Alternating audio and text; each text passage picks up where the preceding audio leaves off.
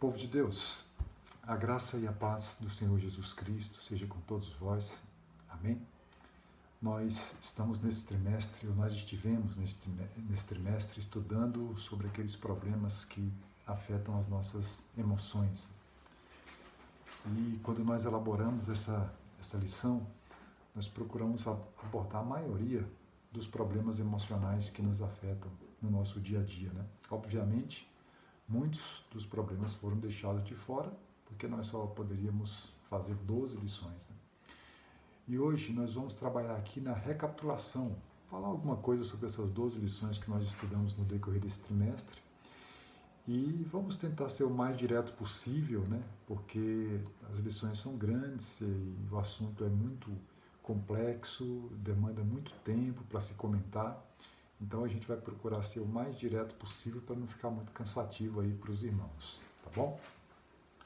Muito bem, na lição número 1, queridos, nós estivemos estudando sobre lidando com os conflitos internos. Essa lição foi uma lição genérica, geral, abordando basicamente todos esses assuntos, né? E a partir da lição número 2, nós fomos nos problemas particulares, né? Muito bem, então nessa lição número 1, lidando com conflitos internos, o texto base está lá em Filipenses capítulo 4, a partir do versículo 1, versículo de 1 a 8. E nesse texto, queridos, nós percebemos muitos pontos geradores de conflitos internos. Quer ver? Você dá uma olhada logo no primeiro versículo. O versículo 1 diz assim: portanto, meus irmãos, amados e muito saudosos, minha alegria e coroa, sim, amados, permanecei deste modo firmes no Senhor. Um ponto que é muito gerador, irmãos, de conflito na vida das pessoas, na vida dos cristãos, é exatamente essa falta de firmeza no Senhor, essa falta de constância, esse titubear constante entre dois pensamentos. E isso geralmente vai gerar conflitos internos, né? Isso vai gerar falta de certeza de salvação, falta de convicção, falta de paz, falta de quietude. O povo de Israel, ele experimentou muito esse sentimento. Por quê? Porque estava sempre cocheando entre dois pensamentos, sempre em cima do muro. Uma hora Deus era o seu Deus, uma hora Baal era o seu Deus, eles não se decidiam, né? Então, amado, se você quiser eliminar uma montanha de conflitos internos, fique firme no Senhor. Fique embasado no Senhor, fundamentado no Senhor.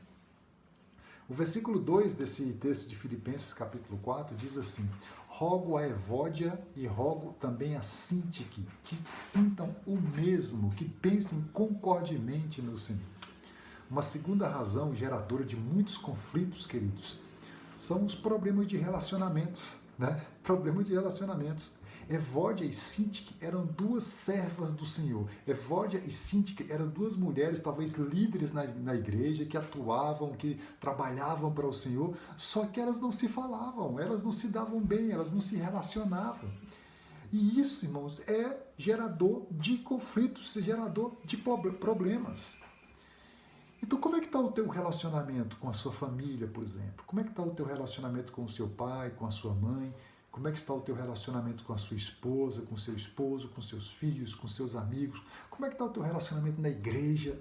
Se você quiser eliminar uma montanha de problemas, de conflitos internos, procure ter relacionamentos ajustados, procure ser pacificador, procure convergir para o mesmo pensamento, procure ter união com as pessoas, ter uma boa convivência com as pessoas. A Bíblia diz, se possível, aquilo que estiver dentro do vosso alcance, tende paz uns com os outros. Então, problemas de relacionamento é um gerador de conflito interno. O versículo 4 desse texto diz assim também: alegrai-vos sempre no Senhor, outra vez vos digo, alegrai-vos. Um outro problema, queridos, gerador de conflito, é essa nossa falta de alegria naquilo que nós temos, naquilo que nós somos. Nós estamos quase sempre, né, projetando a nossa alegria lá para frente, projetando a nossa felicidade lá para frente, né? Quando eu me casar, eu vou ser alegre, eu vou ser feliz. Quando eu passar no concurso, quando eu comprar um carro, quando eu tiver o meu filho, quando eu for promovido, quando eu for consagrado ao ministério, e nós estamos assim, sempre jogando a nossa alegria lá para frente. Não, você pode se alegrar hoje. Você pode se alegrar com o que você é hoje, com o que você tem hoje, com aquilo que o Senhor te concedeu hoje, porque a tua alegria não pode estar nessas coisas que você está almejando alcançar. A sua alegria precisa estar no Senhor. O texto diz, o apóstolo diz, alegrai-vos sempre no Senhor. E outra vez vos digo, alegrai-vos. Se você colocar a sua alegria no Senhor, você vai eliminar uma montanha de conflitos. Outra coisa, pensamentos pessimistas, né? O versículo 8 desse texto diz assim, finalmente, queridos, tudo que é verdadeiro, tudo que é respeitável, tudo que é justo, tudo que é puro, tudo que é amável, tudo que é de boa fama, se alguma virtude há, se algum louvor existe, seja isso que ocupe o vosso pensamento. Nós estamos vivendo dias difíceis, queridos, com essa pandemia e o pessimismo impera, né? E por vezes nós somos contaminados por esse pessimismo, né? Quantas vezes as pessoas chegam perto de você e dizem, o mundo vai acabar, vai pegar todo mundo, vai morrer, não sei o quê, e agora já tem não sei quantos mil, daqui a pouco tem 5 mil mortos por dia no Brasil, isso vai nos atingir e tal. Aquela onda de pessimismo muito grande que é muito comum nessa situação de crise. Mas é hora de você ter um pensamento diferenciado. É hora de você chegar com a sua postura de fé. É hora de você chegar com o seu pensamento positivo. Não, Deus está no controle. Deus vai nos abençoar. A mão de Deus está sobre nós. Deus vai nos proteger, vai nos guardar. O Senhor está conosco. Então, amados, vamos ter pensamentos diferenciados, pensamentos otimistas para contrapor com toda essa onda de pessimismo que atingiu toda a humanidade. Então, a solução para muitos desses conflitos, queridos, para todos esses conflitos que nós vamos estudar é a paz de Deus, né? O apóstolo diz no versículo 7, a paz de Deus, que excede a todo entendimento, guardará o vosso coração e a vossa mente em Cristo Jesus. A paz de Deus. A paz de Deus não é a ausência de guerra. A paz de Deus não tem nada a ver com a ausência de guerra. A paz de Deus não tem nada a ver com um acordo entre inimigos, com um depor de armas, um armistício, um cessar-fogo. A paz de Deus não tem nada a ver com isso, porque a paz de Deus não está lá. A paz de Deus está aqui. A paz de Deus, ela guarda a nossa mente e o nosso coração. Então o mundo pode estar acabando, pode estar se destruindo, pode estar tudo virando de ponta cabeça. Mas aquele que tem a paz de Deus, ele está sossegado, ele está contrito, ele está sossegado, está tranquilo. Por quê? Porque a paz de Deus não está lá. Ele está aqui, guardando a sua mente e o seu coração em Cristo Jesus. Muito bem, amados. Na lição número 2, nós temos lidando com a culpa.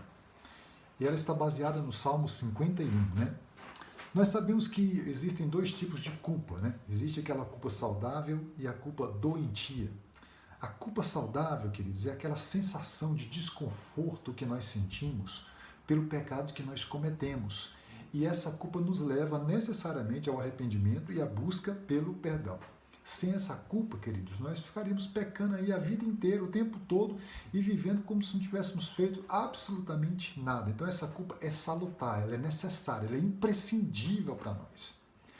Mas existe também uma outra culpa, que é a culpa doentia, e é essa aqui que tem que ser o objeto da nossa reflexão.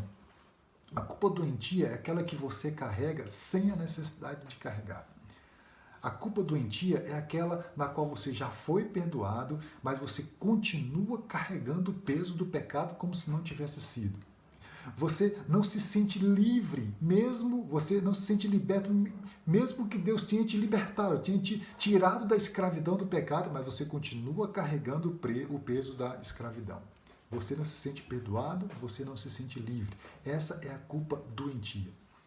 E o inimigo, querido, se aproveita disso. E fica lançando dúvidas e mais dúvidas no seu coração. E isso é adoecedor. Você não tem ideia de quantos cristãos, de quantos irmãos, sabe, já foram perdoados por Deus, mas continuam carregando o peso da culpa. São irmãos, são queridos irmãos que, se chegarem para Deus e disserem, Senhor, eu não consigo esquecer daquele pecado, Deus vai dizer, mas que pecado? Aquele pecado que eu cometi. Mas que pecado que você cometeu?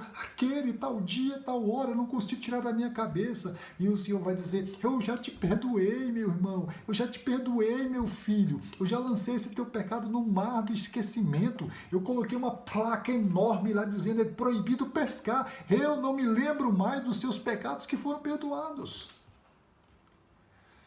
Mas o servo de Deus, o cristão, ele continua carregando o peso dessa culpa, né? E como é que se resolve isso, irmão? Você resolve isso pela fé, querido. Creia. Creia que Deus te libertou. A Bíblia diz, se o Filho vos libertar, verdadeiramente sereis livres. Creia com todas as suas forças. O Senhor já proveu a tua liberdade. O Senhor já pagou o teu pecado. O Senhor já cancelou a sua dívida. Creia. Conta-se que, em certa ocasião, Satanás chegou para Lutero e começou a enumerar os pecados que Lutero tinha cometido. E ele foi enumerando e foi escrevendo todos os pecados ali que Lutero tinha cometido. E depois falou, o que você tem a dizer com relação a isso? Aí Lutero disse, coloca aí no final de toda essa lista, o sangue de Jesus Cristo, Filho de Deus, nos purifica de todo o pecado. Sabe qual é a solução para a sua culpa? A crença, a fé de que o sangue de Jesus foi suficiente para prover o teu perdão e a tua liberdade. Creia, creia. Então, se você está se achando um perdido por causa dos seus pecados que já foram perdoados, saiba que em Jesus, você é perdidamente salvo. Em Jesus, você é perdidamente perdoado. Creia naquilo que Deus já fez por você. Na lição número 3, nós temos as frustrações, né? Lidando com as frustrações, baseado naquele texto de Lucas, capítulo 24, a partir do versículo 13, daqueles discípulos que foram para o caminho de Emaús, né? E esses discípulos, queridos, estavam completamente frustrados. E por que eles estavam frustrados? Porque eles tinham um projeto. O projeto deles era um projeto de Jesus, o Filho de Deus, que veio como Rei dos Judeus. E eles apostaram tudo no projeto de Jesus. Eles apostaram tudo em Jesus. Porque eles creram com todas as suas forças que Jesus era o Filho de Deus que tinha vindo para resgatar a humanidade.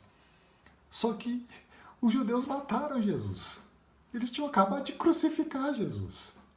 Então o projeto deles morreu no coração. Agora eles estavam voltando para Emaús, 2 discípulos voltando para Emaús. Isso é frustração. Frustração, queridos, é um sentimento provocado por uma expectativa não realizada. Eles tinham uma expectativa em Jesus e a expectativa não se concretizou, porque Jesus foi morto, Jesus foi crucificado. E a frustração gera algumas consequências, né? A primeira consequência, postura de desistência. Eles estavam voltando para a sua terra, voltando para a sua cidade. É claro que Emaús era o lugar onde eles moravam, onde eles habitavam, eles tinham residência ali. Só que o texto também dá a ideia de que eles estavam voltando para as suas vidas, para os seus negócios de outrora.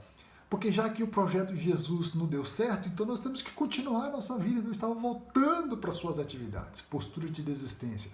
Eles também estavam sem discernimento, perca do discernimento. Olha o que a frustração pode fazer, perca do discernimento. A Bíblia diz que o próprio Jesus começou a caminhar com eles, mas eles não conseguiam atinar para isso. Eles não conseguiam perceber que era Jesus que estava com eles. Tristeza profunda. Jesus, quando se aproximou, perguntou, por que vocês estão tão tristes?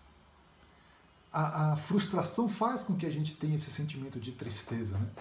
Discurso derrotista, né? Eles começam a falar para Jesus, você é o único que não sabe do que aconteceu em Jerusalém. Aí Jesus pergunta, o que aconteceu lá? Não, nós criamos num Jesus, varão profeta em palavras, e cheio de poder, palavras e obras, e nós acreditávamos que era ele que iria remir a Israel e não sei o que, e começa aquele discurso, mas agora já tem 3 dias que mataram o nosso Senhor, não sei o que, discurso derrotista. Uma pessoa frustrada tem essa tendência de ficar enumerando suas derrotas e mais derrotas. Uma outra consequência da frustração é a fé vacilante. Porque esses mesmos discípulos disseram para Jesus, é verdade que algumas mulheres foram lá no sepulcro, né, e disseram ter tido visão de anjos, e esses anjos teriam relatado para elas que Jesus teria ressuscitado, e alguns de nós foram até lá no sepulcro confirmar. Mas não viram um anjo, não viram ninguém, só viram o sepulcro lá vazio. Né? A gente está aqui sem saber se ele ressuscitou mesmo ou não. Fé vacilante. Então, como é que se resolve isso, irmãos? Como é que se resolve frustrações? Quando você está frustrado, como é que se resolve? Em primeiro lugar, busque compreender o propósito de Deus na sua vida. Jesus disse para os discípulos, nécios e tardos de coração, para entender aquilo que era a vontade de Deus, o propósito de Deus. Era a vontade de Deus que Jesus morresse, era a vontade de Deus que ele fosse crucificado, e isso era o propósito de Deus. Então todas as coisas têm um propósito, irmão. Se você sofreu uma frustração, se aconteceu alguma coisa que te deixou extremamente frustrado, saiba que tem um propósito de Deus para isso. Procure reconhecer a vontade de Deus, o propósito de Deus para a sua vida. Segundo lugar, evite o distanciamento tanto de Deus, e principalmente de Deus, quanto das pessoas. Quando Jesus chegou ali na casa daqueles 2 discípulos, Jesus fez como quem ia seguir viagem. E eles disseram, fica conosco, Senhor, fica conosco. Quantas vezes nós sofremos frustrações e queremos nos apartar do Senhor, queremos ficar distante do Senhor, queremos elaborar a nossa própria tristeza em solidão. É hora de você chegar mais perto de Deus. Senhor, fica mais perto de mim, fica comigo, Senhor. E também não fuja das pessoas, né? Não fuja das pessoas. A própria lição diz, abstenha-se de sentimentos medíocres, né? Que é aquele desejo por isolamento, de entrar numa caverna. Não, procura se relacionar. As pessoas ajudam, conversa com as pessoas, é terapêutico que te ajuda também a superar essa dificuldade, esse momento de frustração. É importante que você discirna também, querido, que Deus está com você em todas as situações. Os discípulos, eles só perceberam que era Jesus quando Jesus partiu o pão. Quando Jesus partiu o pão, ele se deu a conhecer. E eles, é Jesus, é Jesus. Aí Jesus desapareceu. Mas aí eles lembraram, rapaz, desde lá do nosso caminho, ele veio conosco o tempo todo. Era ele o tempo todo conosco. E nós só fomos perceber agora. Então, amado, Deus está com você o tempo todo, entendeu? Ele não está com você só quando você vence. Ele não está com você só quando você está alegre. Se você está doente, Ele está com você. Se você está sofrendo, Ele está com você. Se você está desempregado, Ele está com você. Deus está com você o tempo todo. Discirna, entenda, compreenda a presença de Deus na sua vida. E retorne ao projeto, né, que você abandonou. Os discípulos tinham acabado de chegar de Jerusalém. Eles chegaram, estavam vindo para suas casas, por quê? Porque o projeto de Jesus tinha dado errado. Mas a partir do momento que eles tomam consciência de que Jesus ressuscitou, eles voltam imediatamente para Jerusalém. Eles retomam o projeto. Então está na hora de você também retomar aquele projeto que você abandonou. Talvez por causa de críticas, né? Talvez porque alguém tenha sido duro com você. Você não tem competência, você não tem condição de fazer isso. É possível que alguém tenha sido muito duro com você, né? Mas retorne ao projeto. Procure entender o seu chamado. Jesus te chamou, Ele está contigo. E você pode ir até o fim. Retome o seu ministério, retome a sua obra, retome a sua chamada. E continue caminhando na presença de Deus. Vença essa frustração que você está sentindo aí, no nome do Senhor Jesus. A lição número 4 vai falar sobre crises de fé, né? Lidando com as crises de fé. E o que são crises de fé, queridos? Crises de fé são momentos nos quais se duvida do agir de Deus. Nós cremos em Deus. Mas tem momentos, queridos, que nós estamos assim tão assoberbados de pressões, de tribulações, que a nossa fé dá aquela vacilada. E o comentarista da lição trouxe como exemplo aqui Moisés. Lembra de Moisés lá no deserto? Quando o povo começou a espezinhá-lo, quando o povo começou a inquiri-lo, Moisés, nós queremos carne. E aí Moisés foi falar com o Senhor, esse povo quer carne, mas eu não tenho condição de dar carne para esse povo, o que a gente vai fazer? E aí Deus fala para Moisés o seguinte, Moisés, fala para esse povo que amanhã eles vão comer carne. Só que eles não vão comer carne só um dia, ou 2 dias, ou 3 dias. Eles vão comer carne 30 dias. Moisés, eles vão comer tanta carne que eles vão vomitar. Só que eles não vão vomitar como todo mundo vomita, eles vão vomitar pelo nariz. E aí, irmãos, é a hora que Moisés chega e fala: Senhor, nós somos 600 mil homens de pé, 600 mil. Onde que nós acharíamos carne para esse povo comer 30 dias? Se nós matássemos todo o rebanho, daria para alimentar esse povo 30 dias? Se nós pescássemos todos os peixes do mar, seriam suficientes para alimentar esse povo por 30 dias? Em outras palavras, Moisés estava dizendo: Senhor, tu és muito poderoso, mas dessa vez não vai dar não. Crise de fé. Isso é crise de fé, momentos nos quais se duvida do agir de Deus. São circunstâncias nas quais se sente o abandono de Deus. E aqui o comentarista traz o exemplo de Gideão, né? Quando o anjo foi falar com Gideão, que estava escondido, malhando trigo, escondido dos midianitas, para os midianitas não roubarem a sua cultura, a sua colheita, e estava escondido. Aí o anjo chega para ele e fala: o Senhor é contigo, valente guerreiro. E Gideão diz: comigo? O Senhor nos abandonou tem tempo. Gideão tinha a mesma máxima que nós temos, né? Quando nós estamos passando por momentos difíceis, a gente tem a tendência de achar, de imaginar que o Senhor nos abandonou. Isso é crise de fé. Crise de fé. O que são crises de fé? São situações onde convicções são questionadas. Aquilo que você acreditava com todas as suas forças, você passa a duvidar em momentos de crise, momentos de dificuldade. Foi o que aconteceu com João Batista, né? Lembra de João Batista? No comecinho do seu ministério, ele estava com seus discípulos e viu Jesus passando assim à frente. E ele disse para os seus discípulos: eis o Cordeiro de Deus que tira o pecado do mundo. Alguns meses depois, ele estava preso. Aí ele manda os mesmos discípulos e perguntar para Jesus: escuta, o Senhor é o Cordeiro de Deus mesmo? É o Senhor mesmo que havia de vir? Ou nós devemos esperar outro? Crise de fé. Convicções são questionadas. Crise de fé, irmãos, são ocorrências normais da vida de todos os cristãos. Se grandes homens de Deus, como Abraão, como Moisés, como João Batista, como Gideão, se grandes homens de Deus que figuram lá na galeria dos heróis da fé enfrentaram crises de fé, por que eu e você não haveríamos de enfrentar? Seria muito bom se nós não as tivéssemos, né? Mas são ocorrências normais. Então, se você está vivendo uma crise de fé, você não está desviado, entendeu? Se você está vivendo uma crise de fé, você não apostatou da fé. Não, são ocorrências normais na vida dos cristãos. Fique sossegado, tranquilo, você continua caminhando para o céu. Como é que se resolve crise de fé? Como é que você muda esse estado, essa situação? Em primeiro lugar, querido, volte a sua atenção para a palavra. A Bíblia diz que a fé vem pelo ouvir. E ouvir o quê? A palavra de Deus. É a palavra de Deus que vai produzir fé. É a palavra de Deus que vai produzir fé.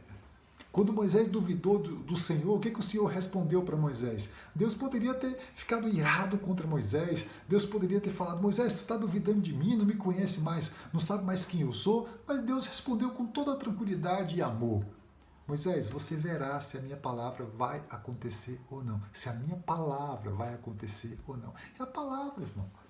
Volte a sua atenção para a palavra. Quanto mais mergulhado na palavra você tiver, isso vai ser um gerador de fé. É a palavra que produz a fé na sua vida. Tanto a fé salvífica quanto a sua fé cotidiana, a sua fé relacional com Deus. Então volte a sua atenção para a palavra. Segundo, busque aumentar a sua intimidade com Deus. Busca aumentar a sua intimidade. Intimidade gera confiança, querido. Você não confia em quem você não conhece. Então, quanto mais você conhece o Senhor, mais você confia. E quanto mais você confia e conhece, mais intimidade você tem, entendeu? Então, busque aumentar a sua intimidade com Deus. Busque estar mais próximo de Deus. Busque andar com Deus. Busque viver com Deus. E ter comunhão com Ele. E terceiro, traga à memória aquilo que ele fez, né? Traga à memória aquilo que ele fez. Fala como salmista: bendize a minha alma ao Senhor, e tudo que há em mim bendiga o seu santo nome. Bendize a minha alma ao Senhor, e não te esqueça de nenhum dos teus benefícios. Não te esqueça de nenhum dos teus benefícios. Não, Deus já te abençoou no passado. Por que Ele não vai te abençoar novamente? Deus já te curou no passado, Ele pode te curar de novo. Deus já te libertou, Deus te deu inúmeros livramentos no passado, Ele pode te dar de novo. É o mesmo Deus, Ele não mudou nada. Ele continua sendo o mesmo Deus amoroso de sempre. Então, traga à memória aquilo que Ele fez, isso vai fazer com que a tua fé seja fortalecida, robustecida. O profeta diz, quero trazer à memória aquilo que me dá esperança. Então, traga à sua memória aquilo que te dá esperança, aquilo que aumente a sua fé em Deus. E fique sossegado, crise de fé acontece com todo cristão. Todo cristão tem o seu momento de duvidar. Nós somos falhos, nós somos assim mesmos. Nós somos assim. Então fique sossegado e continue caminhando com Deus. Você não se desviou, você é servo dele, você está na presença dele, no nome de Jesus. A lição número 5 vai falar sobre orgulho, né? Lidando com orgulho. Essa lição está baseada lá no texto de Tiago, no capítulo 4, nos versículos de 6 a 10. E orgulho, queridos, é um grande problema que pode afetar todos os cristãos, e principalmente aqueles que estão em posição de liderança. Principalmente aqueles que são usados por Deus de alguma forma, de alguma maneira ou em algum dom. E por que, irmãos, que isso acontece? Porque ter o ego massageado, ser elogiado, ser reconhecido, ser enaltecido, ser honrado, isso faz bem demais para a nossa carne, entendeu? E nós aprendemos isso desde criança, queridos, desde criança. Quando nós éramos crianças e nossos pais mandavam-nos fazer alguma coisa e nós fazíamos, aí o que nossos pais diziam? Olha, parabéns! Você está de parabéns, fez muito bem feito, não sei o quê. É claro que eles estavam nos elogiando para a gente procurar ser mais ativo, não sei o quê, e também para despertar a nossa autoestima e tal. Só que nós, desde crianças, já íamos alimentando aquela coisa, sabe? Ah, me elogiou, então vou fazer mais. Vou fazer mais, só que eu vou fazer mais não por fazer, eu vou fazer mais para receber mais elogio. É claro que a criança, com a sua mente tão limitada, a mente de criança mesmo, ela não está elaborando isso, mas ela quer receber o elogio, ela quer ser elogiada, honrada, louvada novamente. E isso, irmãos, é um problema sério, porque a gente cresce com isso e a gente aprende a receber elogio e gosta do elogio, e aquilo faz muito bem para a nossa alma, para o nosso coração. E quando nós estamos fazendo a obra de Deus, já agora como jovens ou adultos, né, nós precisamos tomar cuidado, porque precisamos aprender a lidar com os elogios, precisamos aprender a lidar com esses aplausos, precisamos aprender a transferir a glória para Deus, porque do contrário, o que nós estaremos fazendo? Não, eu vou fazer mais para ser mais elogiado. Imagina uma pessoa que tenha cantado um hino maravilhoso na igreja e o fogo caiu e foi aquela bênção e aquela manifestação da glória de Deus no culto depois que a pessoa cantou, né? Aí quando acaba o culto, todo mundo vai lá e olha, parabéns, olha, continue trabalhando, Deus, foi de Deus, foi a bênção, não sei o que e tal. E não estou falando que isso acontece com todo mundo, mas estou só dando um exemplo para os irmãos entenderem, né? E aí a pessoa... Caramba, vou cantar de novo, vou agora escolher um outro hino, vou escolher um hino mais fogo, mais de bênção, mais não sei o que. Vai ser... Só que agora ela não está mais cantando para louvar ao Senhor, mas para fazer um louvor próprio. Mais uma vez, os irmãos estão entendendo o que eu estou querendo dizer. Não estou acusando os irmãos que cantam de fazer isso para receber louvor. Estou só dando um exemplo, mas pode ser também numa ministração, numa aula da escola dominical, numa pregação à noite, numa organização de um evento, qualquer coisa que você faça para Deus. Você recebeu elogio e você tem que ter cuidado para não fazer outra vez pensando em receber mais elogio, porque isso é orgulho. O orgulho, irmãos, é sutil demais da conta. O orgulho é tão perigoso que até uma oração que você faça, ela pode estar carregada de orgulho. Até uma oração. O orgulho é tão perigoso que até uma confissão de pecados. Imagina uma pessoa estar confessando pecado e isso pode estar carregado de orgulho. Lembra do que Jesus falou dos fariseus orando nas praças, com as mãos levantadas, e rasga as vestes, e joga a terra sobre a cabeça, e chora, e levanta as mãos, não sei o quê, mostrando aquele espírito de contrição, e as pessoas tudo olhando e dizendo, meu Deus do céu, que homem contrito, que homem arrependido. E era puro teatro, puro teatro. Eles estavam querendo ser honrados, estavam querendo ser louvados, eles estavam querendo ser aplaudidos. Então, amados, talvez este seja o pecado mais difícil que se tenha de vencer, o orgulho. Porque é um pecado que você não compartilha. O orgulho você não faz em conjunto. Você nunca chama ninguém para dizer, ei, vamos aqui nos orgulhar juntos. Você nunca faz isso. O orgulho é algo que você faz, que você alimenta sozinho na sua alma, sabe? A mentira, você mente para outro. A fofoca, você fofoca com o outro, sabe? O adultério, você adultera com o outro. O roubo, você rouba de outro. Sempre outras pessoas estão envolvidas ali. Mas o orgulho não. Você faz sozinho aqui no seu coração. Você alimenta aqui, você deixa aquilo queimar no seu coração. É por isso que é tão difícil alguém confessar orgulho, né? É tão difícil. Coisa mais rara do mundo é você ouvir alguém confessando orgulho. Porque o orgulho é sutil demais. Sutil demais. Então, queridos, tome cuidado com o orgulho. Jesus também foi tentado no orgulho, né? Jesus foi tentado. Teve uma ocasião que os discípulos de Jesus chegaram para ele e disseram, Senhor, os gregos te buscam. Os gregos. O sonho de todo orador, de todo pregador, de todo filósofo era ouvir essa frase, os gregos te buscam. Por quê? Porque a Grécia era o berço da sabedoria, era o berço das pregações, das elucubrações, da ciência, tudo estava na Grécia. A Grécia tinha as suas ágoras, as suas praças, e as pessoas ficavam ali falando, argumentando, e os outros ouvindo, e aplaudindo, e elogiando. O sonho de todo orador era a Grécia. E de repente alguém chega para Jesus e fala, Senhor, os gregos te buscam. Jesus foi tentado no orgulho, irmãos. Mas aí Jesus diz, olha, se o grão de trigo caindo na terra não morrer, fica ele sozinho. Mas se ele morrer, aí ele vai dar muito fruto. Sabe como é que se vence o orgulho, irmão? Você tem que morrer. Como é que você vence o orgulho? Subjuga o seu eu, diminua o seu eu, entendeu? Mantenha o seu eu diminuído, subjugado, apequenado. Mate o seu eu tem que morrer.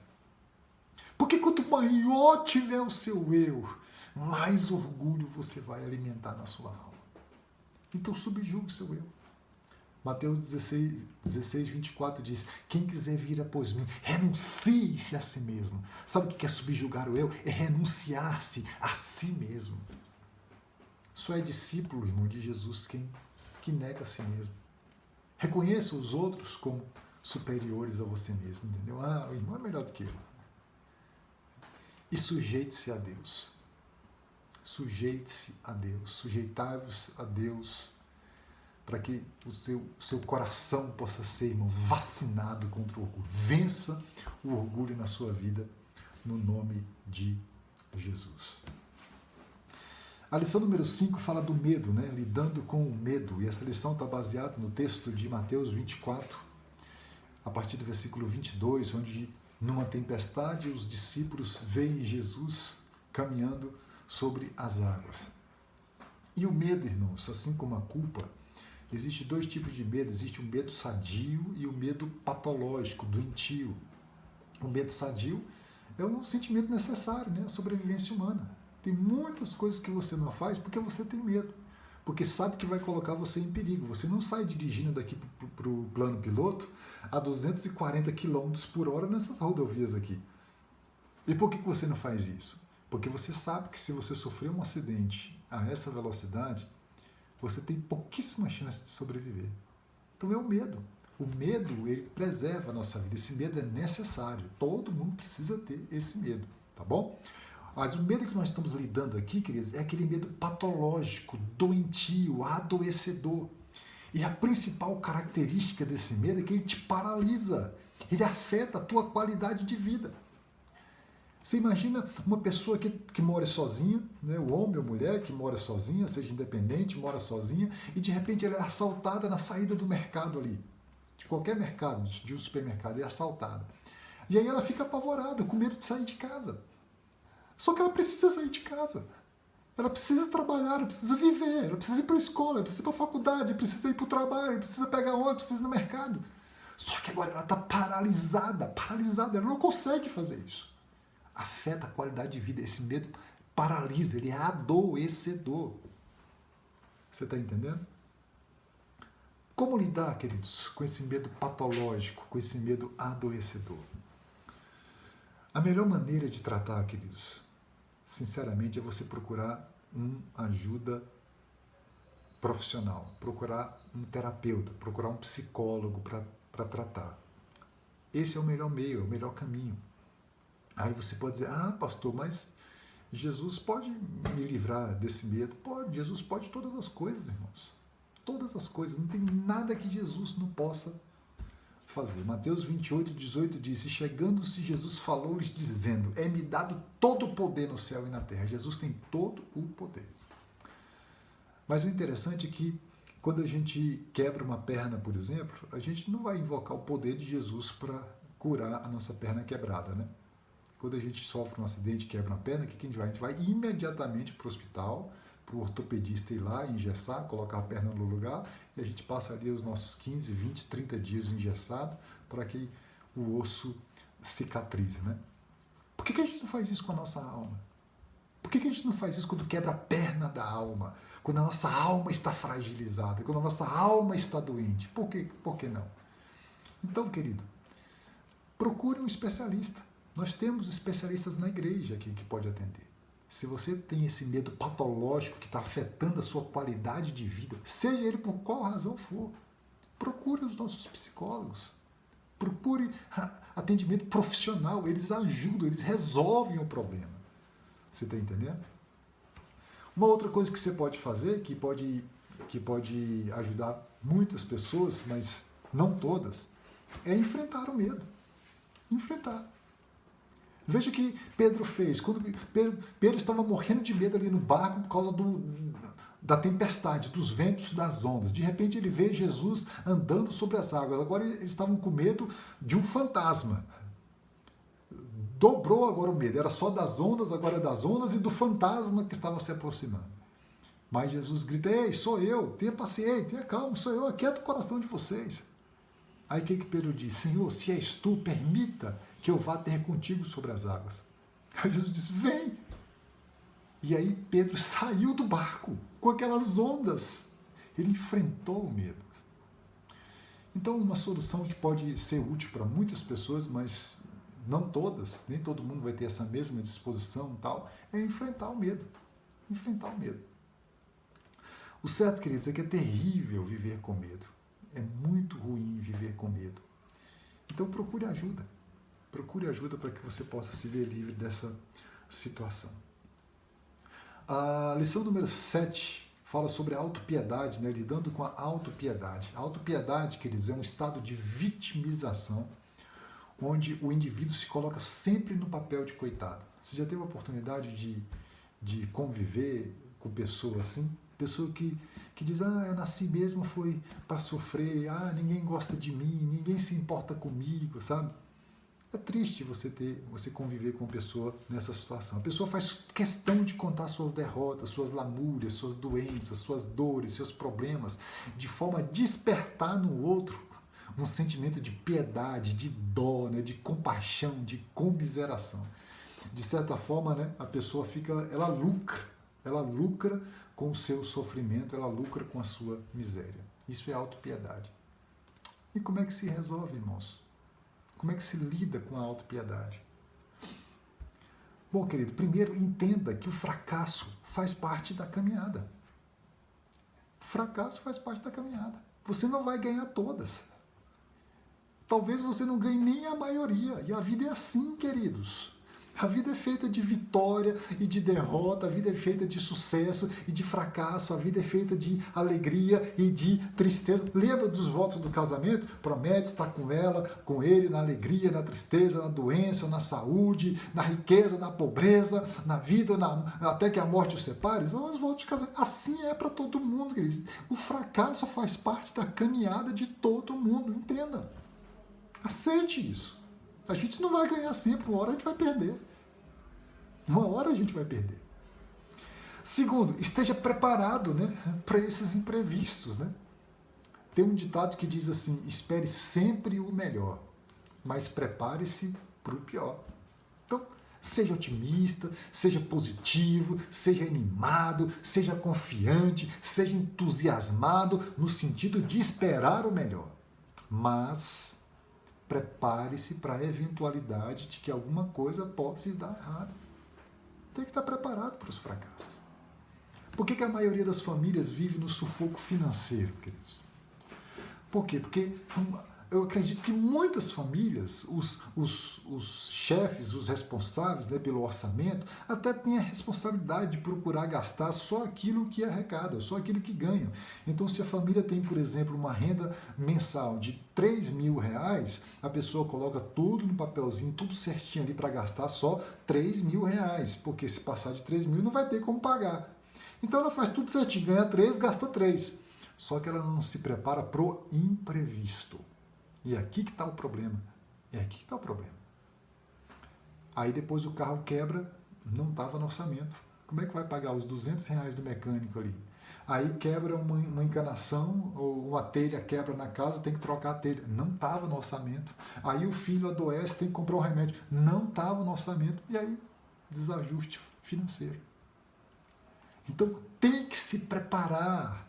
Tem que se preparar para os imprevistos. Uma pessoa que ganha R$3.000 não pode preencher o seu orçamento com todos os R$3.000. Não, preenche com 2.700, deixa uma folguinha ali, algo para o imprevisto. Então, esteja preparado para o imprevisto. E, por último, dê um novo significado aos seus traumas, às suas desventuras, às suas derrotas. Né? Procure olhar para as suas desventuras com outros olhos, queridos. Tem um ditado que diz, há males que vem para bem, né? E na Bíblia está escrito que todas as coisas cooperam para o bem daqueles que amam a Deus, daqueles que são chamados segundo o seu propósito. Tudo coopera para o bem. Então, dê um novo significado. Ore para os seus traumas com outro olhar, com uma outra visão. Assuma a responsabilidade pelos seus erros.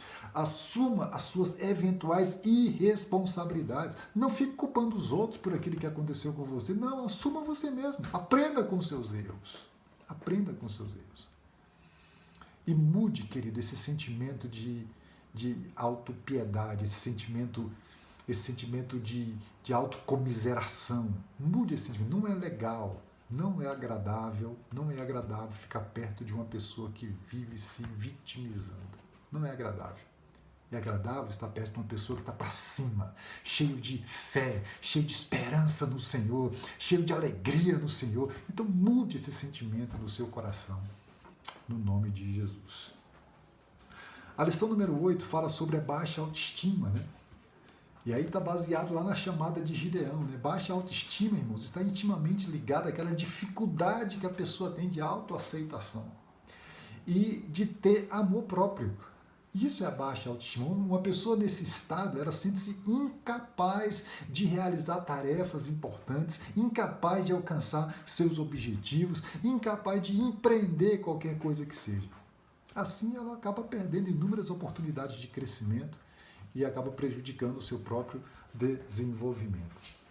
A baixa autoestima afeta a vida familiar, a vida profissional, afeta os relacionamentos, bem como afeta também as atividades a serem desenvolvidas no reino de Deus. A baixa autoestima afeta tudo isso. Né? Foi o que aconteceu com Gideão. Né? O anjo chega para Gideão e fala, o Senhor é contigo, valente guerreiro. Aí Gideão fala, comigo?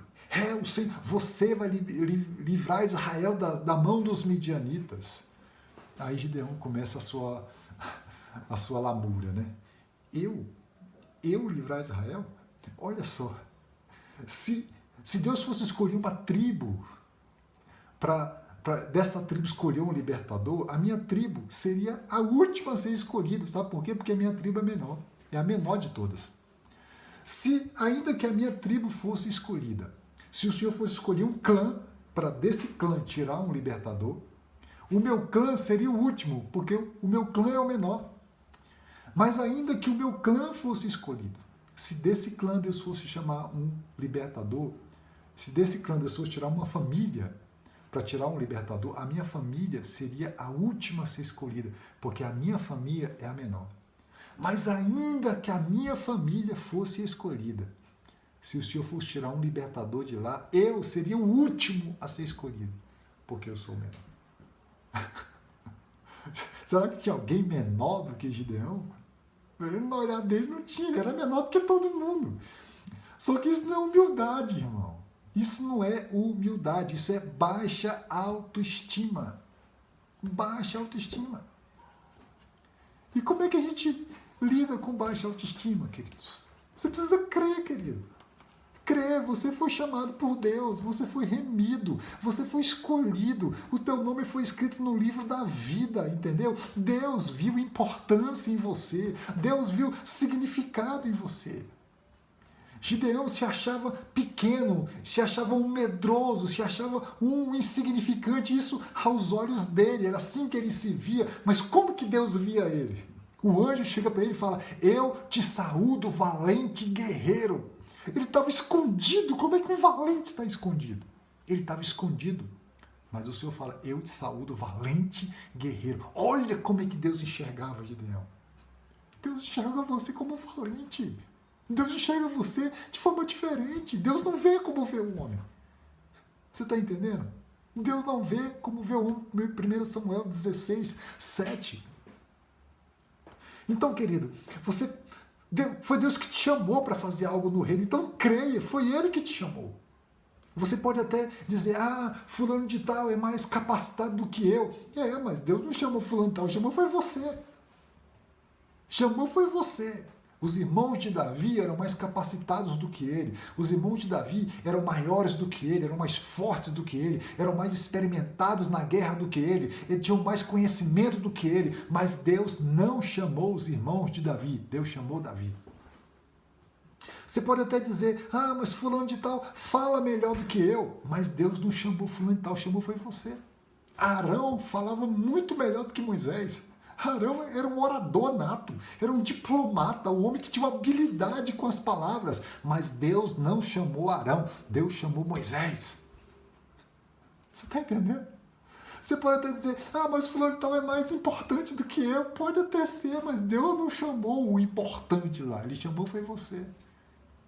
Lá em Lucas capítulo 3, versículos 1 e 2, diz assim: no ano 15 do reinado de Tibério César, sendo Pôncio Pilatos governador da Judéia, Herodes tetrarca da Galiléia, seu irmão Filipe tetrarca da Itureia e da província de Traconites, e Lisânias tetrarca de Abilene, sendo Anás e Caifás sumos sacerdotes, veio no deserto a palavra de Deus a João, filho de Zacarias. Tibério César, o homem mais importante do mundo. Herodes, o homem mais poderoso da Galiléia. Pilatos, o homem mais poderoso da Judéia. Anás e Caifás, os homens mais poderosos, mais importantes do judaísmo. Mas o Senhor passa por cima de todos eles. O Senhor ignora todos eles e vai lá no deserto levar a palavra dele a João, filho de Zacarias. Quem era João? João não era ninguém. Um homem que vivia no deserto, que vestia pelo de camelo e comia mel silvestres com gafanhoto. Quem era João? Qual a importância de João? Então Deus ignorou os importantes e foi chamar João lá no deserto. Então, querido, Deus chamou você. Pare de ficar com essa baixa autoestima. Deus quer você, Deus escolheu você, Deus chamou você, Deus ama você, Deus quer preparar você, Deus quer te ajudar na sua fraqueza. Então se levante, creia, Deus te chamou, Deus quer te usar, creia, se levante e vença essa baixa autoestima no nome de Jesus. A lição número 9 fala das limitações, né? E essa lição está baseada ali na chamada de Moisés, né? E o que são essas limitações? Essas limitações têm vários aspectos, né? São aspectos sentimentais, ou psicológicos, ou de caráter, ou físicos, que fazem com que a nossa força seja diminuída. Diminuída. Por exemplo, se você quebrar uma perna, a sua capacidade está diminuída. Então você não tem como atuar 100%, por quê? Porque você tem uma perna quebrada. Por isso que quando você quebra uma perna, em geral, você é afastado do seu trabalho, você pega um atestado médico, você fica alguns dias afastado. Por quê? Porque você está com a sua capacidade diminuída em virtude dessa fratura que você teve. Se você tem uma deficiência física, ou deficiência visual, ou surdez, tal, qualquer tipo de deficiência, isso vai fazer com que a sua capacidade motora esteja diminuída. Se você está com depressão, por exemplo, você também tem a sua capacidade diminuída. Uma pessoa não tem como trabalhar com depressão. Em geral, também as pessoas com depressão são afastadas dos seus trabalhos, elas pegam atestados, ficam afastadas. Por quê? Porque elas não têm condições de se concentrar, elas estão limitadas. Se você está de luto, perdeu um ente querido, você está com a sua capacidade diminuída. Uma pessoa que perdeu um pai, uma mãe, um irmão, ela não tem conta, ela não tem cabeça para trabalhar. Como é que você vai colocar essa pessoa para trabalhar, para produzir, para fazer as suas atividades? Ela está limitada. Você está entendendo? Então, amados, essas limitações elas podem vir de várias formas e de várias maneiras. Pode ser até mesmo uma tentação que tem o poder de te afetar profundamente. Né? Já viu aquelas pessoas das quais se dizem fulano de tal não pode ver um rabo de saia? Né? Que se passar uma mulher na frente dele, ele vai ficar acompanhando a mulher até ela sumir lá no horizonte. É uma tentação. E muitos cristãos sofrem com esse tipo de tentação e têm enfrentado esse tipo de tentação. Outros têm aquela tentação de falar o que não deve, né? Que não consegue domar a língua, não consegue segurar e acaba falando demais, fofocando e conversando sobre a vida do outro e tal, não sei o quê. É uma limitação. Queridos, o que importa é que as limitações podem vir de várias maneiras, de várias formas. E com o perdão da palavra, as limitações nos limitam. Nos limitam. Então, o que a gente pode fazer para vencer as nossas limitações, irmãos? Em primeiro lugar, você precisa entender que todo mundo tem uma limitação. Todo mundo tem. Arão falava melhor do que Moisés. Falar era uma limitação para Moisés. Arão era muito melhor do que ele. Só que Arão não tinha a mesma capacidade de liderança que Moisés tinha. Arão falava bem demais, era um diplomata. Mas ele não tinha a mesma capacidade que Moisés tinha para liderar. Você está entendendo? Então todo mundo tem alguma limitação, queridos. Todo mundo tem, então entenda isso. Você olha para uma pessoa ali que, fulano de tal é perfeito. Não, ele tem limitações. Todos nós temos as nossas limitações. Segundo, procure identificar a sua. Procure identificar a sua. É importante que você identifique, é importante que você não utilize o instrumento da negação. Eu não sou assim. Não, identifique o que é limitação para você. Eu conheço um pastor da nossa igreja, muitos anos atrás, né, que ele não tinha aquela habilidade toda para pregar. Ele pastoreou a nossa igreja por alguns anos, não tinha habilidade para pregar, não era muito a praia dele, entendeu? Então o que ele fazia? Todos os domingos ele trazia uma pessoa diferente para ministrar. Você está entendendo? Porque ele reconhecia isso. Ele era um excelente pastor, tinha aquele amor, aquela coisa de pastorear, mas pregar não era muito a praia dele. Então ele chamava pessoas para suprir aquilo que era uma deficiência para ele. Então olha para dentro de você e veja o que é a sua fraqueza, qual que é a sua limitação, entendeu? Quando você identifica a sua limitação, você vai se cercar de todos os cuidados necessários para impedir que essa limitação atrapalhe o seu trabalho e atrapalhe a sua obra. Identifique a sua limitação.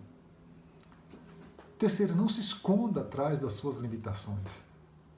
Não deixe de realizar, não deixe de empreender por causa das suas limitações. Não deixe de trabalhar para o Senhor por causa das suas limitações. Lembra de Moisés? Moisés dizia, Senhor, eu não sei falar, eu sou pesado de língua, tal. se escondendo atrás da limitação. Quando Deus chamou Gideão disse, Senhor, eu sou o menor, eu sou pequeno demais, eu sou sem importância demais, escondendo atrás da sua limitação. Quando Deus chamou Jeremias, ele falou, Senhor, eu sou apenas uma criança, eu não tenho habilidade, eu não tenho condições de fazer isso. Para o quê? O Senhor está me chamando, se escondendo atrás das suas limitações. Mas todos esses homens, irmãos, depois de se entregarem ao Senhor, eles realizaram grandes obras no reino de Deus. Grandes obras no reino de Deus. Agora veja o exemplo de Davi.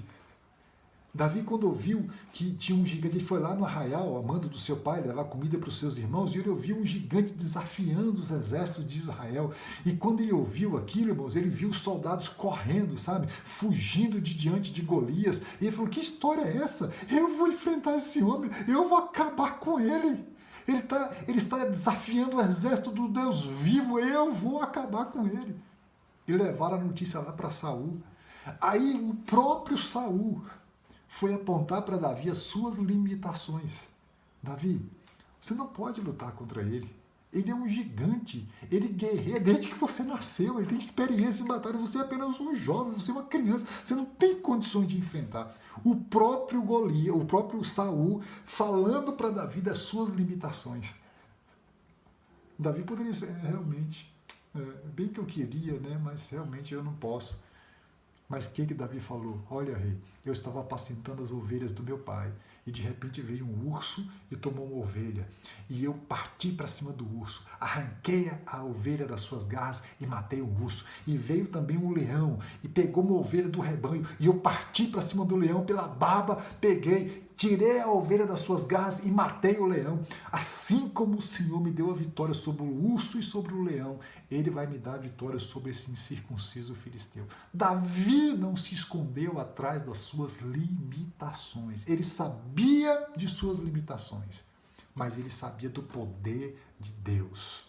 Tanto é que quando ele foi enfrentar o Golias, ele disse, Golias, tu vens a mim com espada, com lança e com escudo. Porém, eu vou a ti, em nome do Senhor dos Exércitos, o Deus dos Exércitos de Israel, a quem tu tens afrontado. Então, não se esconda atrás das suas limitações.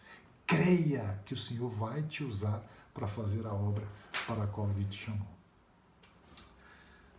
Na lição número 10, nós estivemos falando sobre a ansiedade, lidando com a ansiedade. E essa lição está baseada lá naquele texto áureo da ansiedade, Mateus capítulo 6, a partir do versículo 25. E o que é ansiedade, meu querido? Ansiedade é você sofrer no presente um mal que pode vir a acontecer no futuro.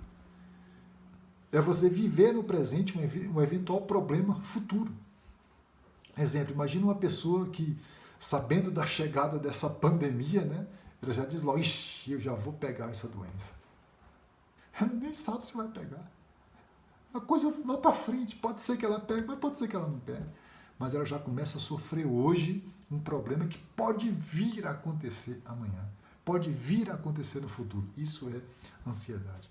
E quando você está ansioso, querido, você tem a sua qualidade de vida afetada. Você não dorme direito, você não trabalha direito, você não pensa direito, você não se relaciona direito, você não funciona direito, entendeu? Porque tudo em você fica profundamente afetado, desequilibrado, desajustado. E isso porque você vai concentrar todo o seu foco, toda a sua energia, toda a sua força naquilo que é ou que pode vir a ser um problema, porque também pode mesmo nem vir a ser um problema. E como é que se resolve isso? Como é que se resolve essa ansiedade? Mateus capítulo 6, versículo 33 diz, mas buscai primeiro o reino de Deus e a sua justiça, e todas essas coisas vos serão acrescentadas. Buscar primeiro o reino. Só que o entendimento incorreto dessa passagem bíblica, queridos, pode fazer com que surjam outros problemas. Porque muitos entendem que priorizar o reino de Deus é ficar o tempo todo dentro da igreja. É virar um beato ou uma beata. Ficar 24 horas por dia dentro da igreja.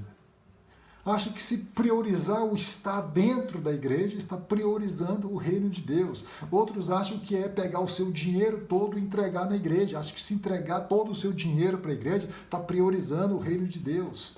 Ou gastar toda a sua energia em função da igreja, todo o seu pensamento, toda a sua força em relação à igreja, acha que isso é priorizar o reino de Deus. Isso porque nós aprendemos que o reino de Deus é a igreja de Deus.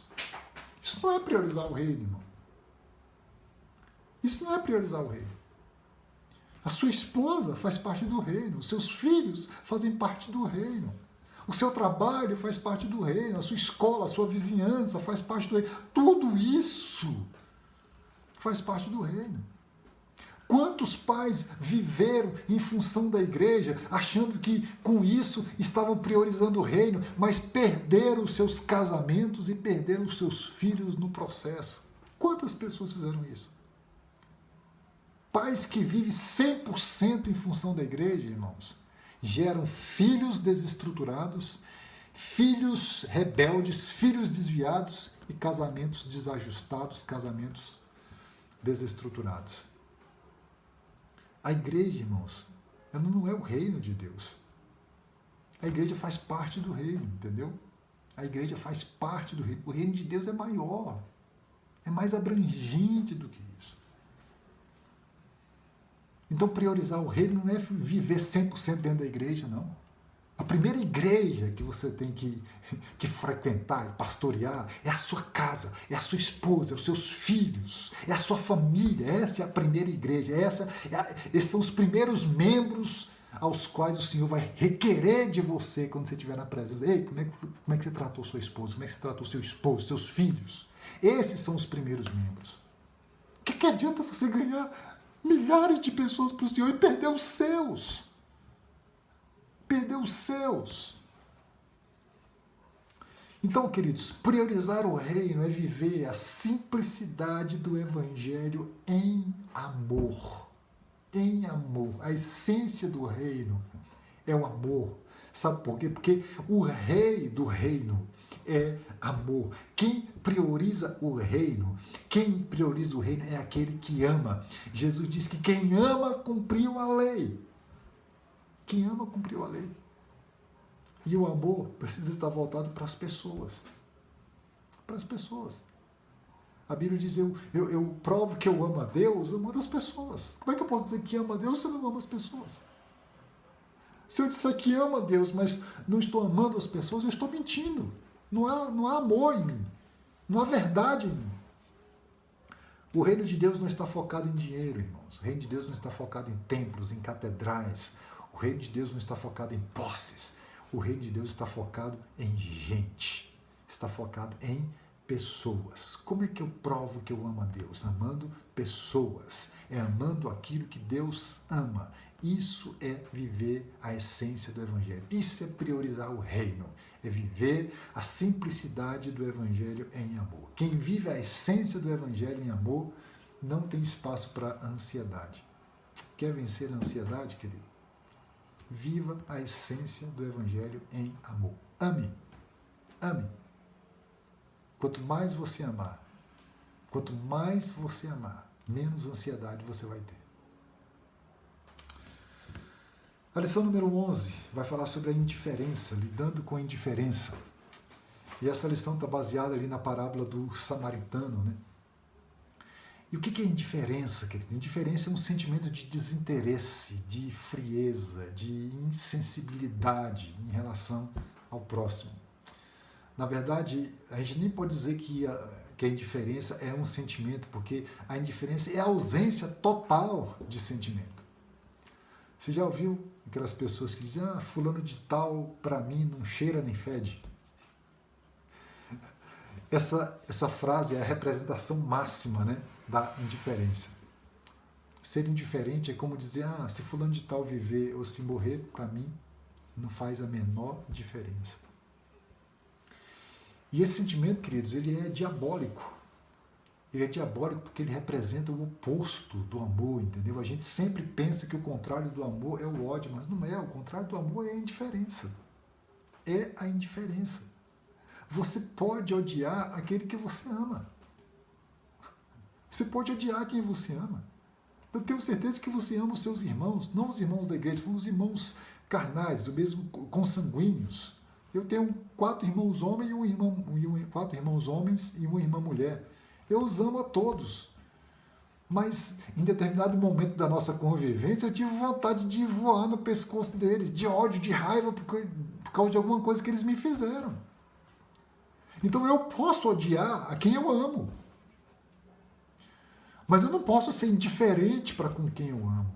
É aí que está a questão. Então o oposto da indiferença, o oposto do amor é a indiferença, não o ódio. E esse texto, querido, nos mostra isso claramente, né? Porque esse texto da parábola do samaritano, aqui baseado nessa lição que nós estamos estudando, a lição número 11, ele nos mostra isso claramente, ele nos mostra várias pessoas trilhando a mesma estrada. A estrada que ligava lá Jerusalém a Jericó, Jericó a Jerusalém. Os ladrões estavam caminhando nessa estrada. Aquele homem que descia de Jerusalém para Jericó estava caminhando nessa estrada. O sacerdote e o levita estavam caminhando nessa estrada. O samaritano, né, o bom samaritano, estava nessa estrada. Todos eles estavam na mesma estrada. Mas eles não estavam no mesmo caminho. Eu vi uma ministração a esse respeito e eu achei interessante, né? Estavam na mesma estrada, mas não estavam no mesmo caminho.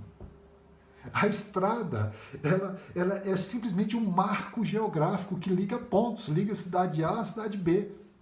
É simplesmente um marco geográfico. Mas o caminho diz respeito ao modo de vida, a forma como nós enxergamos a vida, sabe? A estrada diz respeito a um lugar de onde se está em relação a outro lugar para onde se quer ir. Mas o caminho diz respeito ao que se é na realidade, na essência. Então, queridos, qual é o caminho do ladrão? O caminho do ladrão era o caminho da violência, da agressão, da pilhagem, do roubo, do desrespeito ao próximo. Qual era o caminho do sacerdote e do levita? Era o caminho da indiferença, do descaso, da total falta de sentimentos em relação ao próximo. E qual era o caminho do samaritano? O caminho do amor, o caminho do evangelho, o caminho do verdadeiro sentido da religião. Então não basta estar na estrada.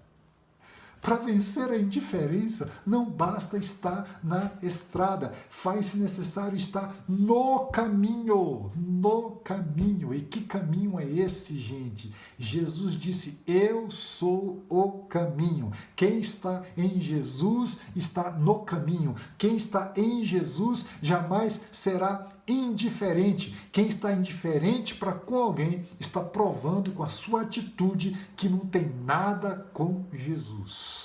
Nada com Jesus. Quer vencer a indiferença, querido? Esteja no caminho. Quer vencer a indiferença? Esteja em Jesus. Pare de apenas andar na estrada. Passe a andar no caminho.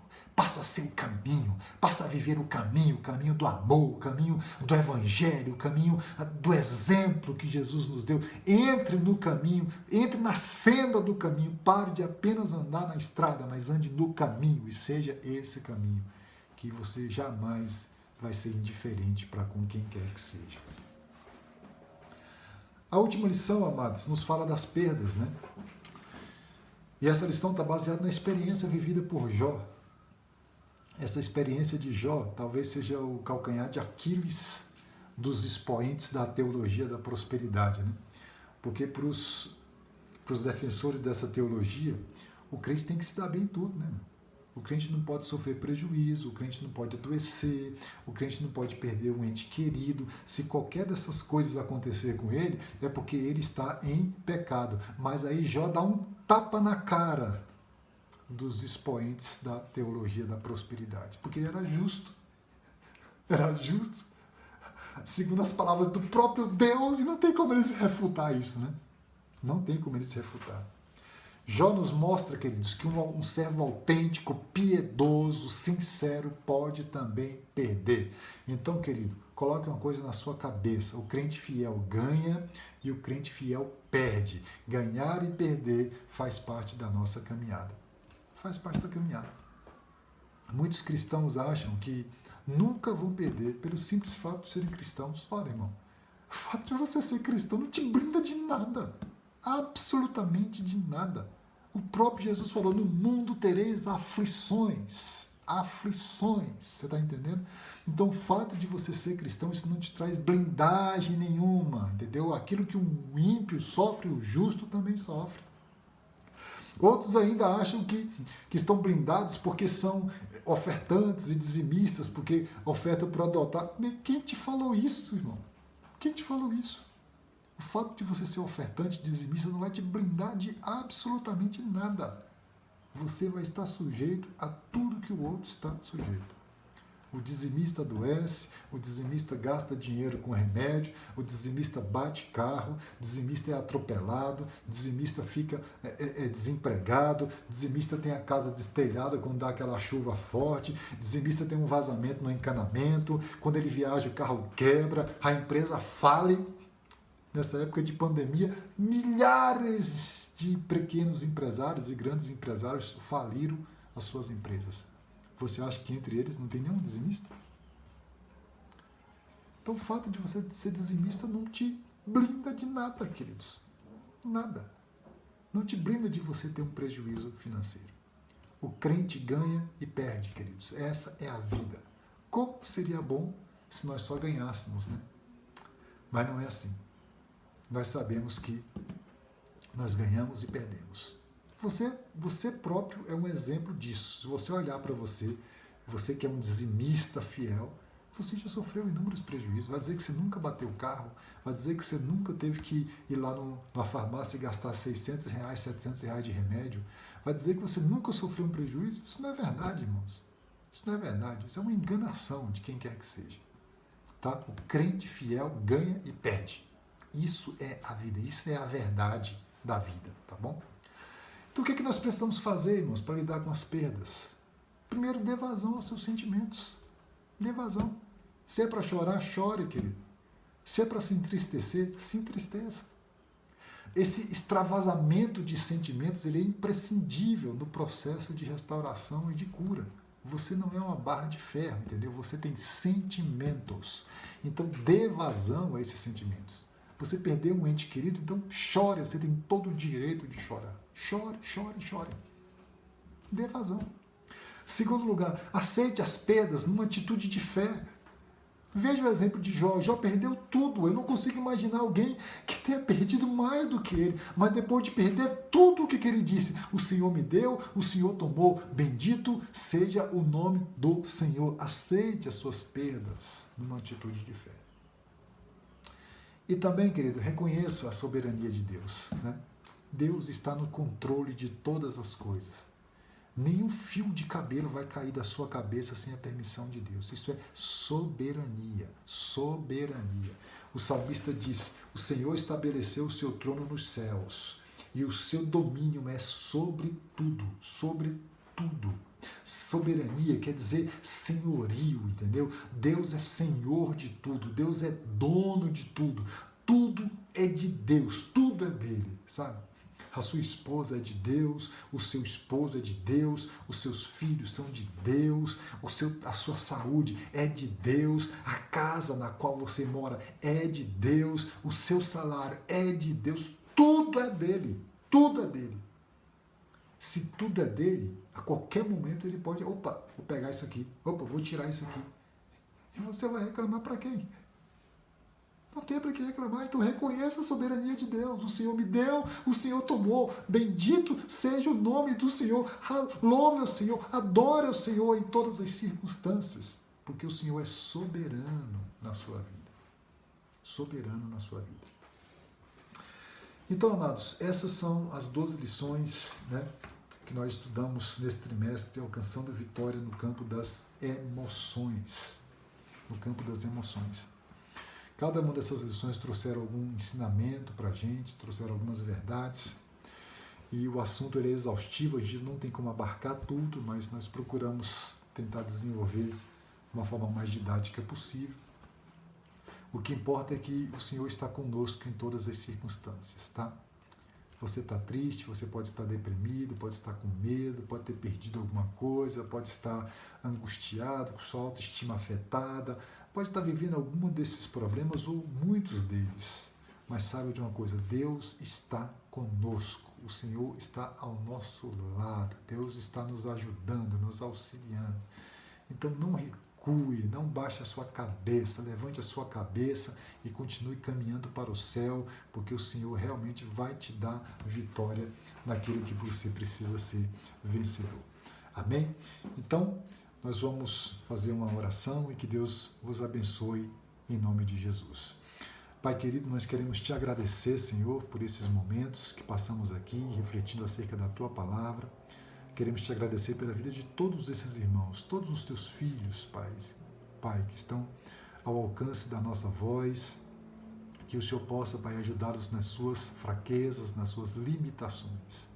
É certo, Senhor Deus, que sempre algum desses problemas estudados nessas lições, Pai, nos afetam de alguma maneira. Às vezes, mais de um desses problemas tem nos afetado, mas que o Senhor possa nos ajudar a suplantar, superar, de forma que possamos lidar com eles, Pai, de acordo com a Tua palavra e que possamos ser vencedores no nome de Jesus. Abençoa todos os Teus filhos que estão enfrentando essas dificuldades e que o Senhor possa trazer livramento, possa trazer força e possa abençoá-los, Pai, no nome de Jesus. Nós te pedimos e nós te agradecemos, Senhor, em nome de Jesus. Amém. Deus vos abençoe, meus irmãos, e até a próxima, no nome de Jesus.